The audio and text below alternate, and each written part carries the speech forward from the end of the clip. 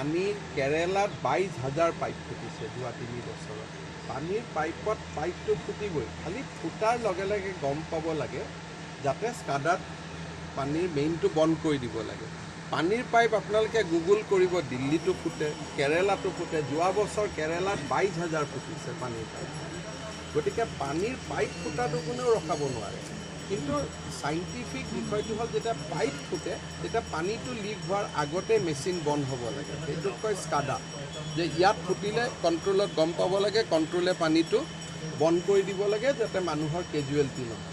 কিন্তু পানীৰ পাইপ ফুটাটো আপুনি ৰখাব নোৱাৰে, কাৰণ পানীৰ পাইপৰ ওপৰেদি ট্ৰাক গৈ আছে, গাড়ী গৈ আছে, বাইক গৈ আছে, মানুহ গৈ আছে। সেইকাৰণে এইটো এটা পানীৰ লগত পানী যদি পাব লাগে, পানীৰ পাইপ ফুটাৰ কাৰণেও আমি সাজু হৈ থাকিব লাগিব। GMCৰ পাইপো আজি আমি সৰুৰ পৰাতো পাইপ ফুটা দেখিয়ে আছোঁ GMCৰ ডাঙৰ হোৱাৰ পৰা। কিন্তু সমস্যাটো হ'ল ডেমেজ। যিটো খাৰঘুলিত হ'ল সেইটোক ডেমেজ বুলি কয়, কাৰণ তেওঁলোকে পানীটো লিক হোৱাৰ লগে লগে পাইপটো বন্ধ কৰিব পৰা নাই। আমি IITক সেইটোকে চাব দিছোঁ যে যেনেকৈ অইলৰ পাইপবিলাকো ফুটি থাকে, কিন্তু অইলে লগে লগে কণ্ট্ৰল ৰুমত গম পায় আৰু প্ৰেছাৰটো কমাই দিয়ে।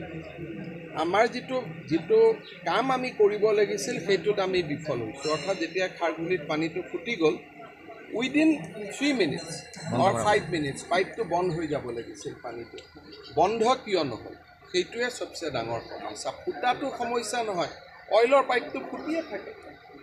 এডাল যদি আপুনি গুৱাহাটীত ধৰক পানীৰ পাইপ এডাল গৈছে, তাৰ ওপৰেদি ৰাতি ক'ব নোৱাৰাকৈ 12 চকাৰ গাড়ী এখন গুচি গ'ল, পাইপটোতো ফুটি যাব। কিন্তু ফুটাৰ লগে লগে আমি গম পাব লাগিব, কণ্ট্ৰল ৰুমত 24 ঘণ্টা মানুহ থাকিব লাগিব, ফুটাৰ লগে লগে ছুইচটো অফ কৰি দিব লাগিব। এই টেকন'লজিটো আমাৰ ইয়াত ডেভেলপ হোৱা নাই, আৰু সেইটো কাৰণে আমি লাগি আছোঁ। গুৱাহাটী